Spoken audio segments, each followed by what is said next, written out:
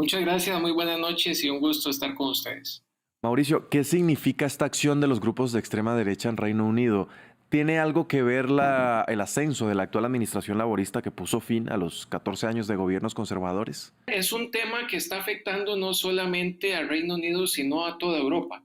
Hemos visto ya manifestaciones de grupos de extrema derecha en contra o con un tinte más bien de un carácter muy antimusulmán, antiinmigrante, pero que también tiene una connotación económica, ya que en estos países, en algunos de ellos, las condiciones o el nivel de vida de las y los ciudadanos se ha visto un poco afectada por las condiciones económicas debido, entre otras razones, también a la guerra en Ucrania y demás.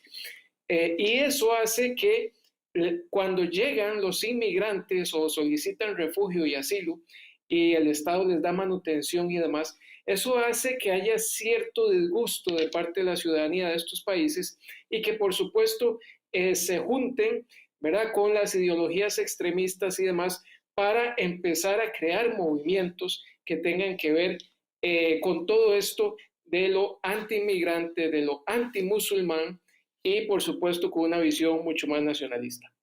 Usted lo mencionaba, es un sentimiento que se ve en varios países de Europa, pero se da concretamente en el caso de Reino Unido, son unas protestas sin precedentes. ¿Es posible que veamos este movimiento violento replicarse en otros países del continente? Yo pienso que no se puede descartar. Por ejemplo, una de las razones que han dado en el caso del Reino Unido es que lo que plantean extremistas en ese sentido es que hay 9 ciudades importantes del Reino Unido que ya cuentan con un alcalde que es de origen musulmán, por ejemplo.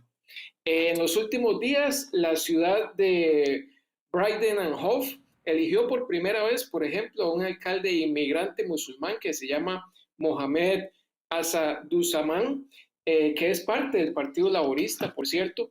Y entonces esto empieza a generar un clima dentro del propio Reino Unido que exacerba las pasiones y los sentimientos. Además de eso, y en el resto de Europa, como usted me lo pregunta, yo creo que hay una gran confusión o un gran caos donde la posverdad, la desinformación y el manejo irresponsable de las redes sociales también generan una especie de pandemia de mentiras, de posverdad que fomentan este tipo de movimientos. Sí, a propósito de esto, podríamos atribuir esta ola de violencia a las noticias falsas, pero llama la atención en particular que aun cuando se desmintió el origen del atacante, las manifestaciones antiinmigrantes y antimusulmanes no solo continuaron, sino que se recrudecieron. ¿Cómo explicar esto?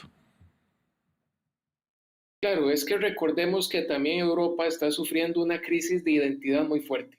No solamente un tema político entre partidarios nacionalistas extremos y grupos moderados de centro o izquierda, ¿verdad? Estamos frente a una crisis de identidad profunda de una Europa que se ha descristianizado a lo largo de los últimos siglos, que por un lado ha dejado eso, un vacío muy profundo en las raíces de la Europa tradicional, y frente a eso también se ha dado un fortalecimiento de la fe musulmana y con todo lo que tiene que ver a nivel cultural relacionado con ello. Entonces, por supuesto que hay una especie de choque de civilizaciones, me recuerda aquel famoso libro del pensador Huntington, que hablaba precisamente de eso, ¿verdad? Es un choque de civilización, o sea, un choque cultural muy fuerte que está enfrentando Europa, que es una Europa, por un lado, que ha dejado los valores tradicionales cristianos y los ha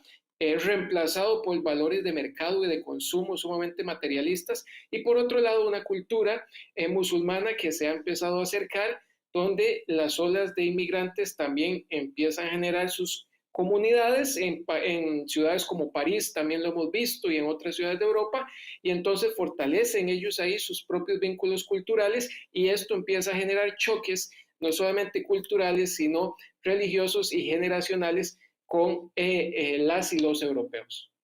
Mauricio Ramírez, analista internacional, gracias por ayudarnos a entender esto que está pasando allí en Reino Unido. Con mucho gusto, muchas gracias.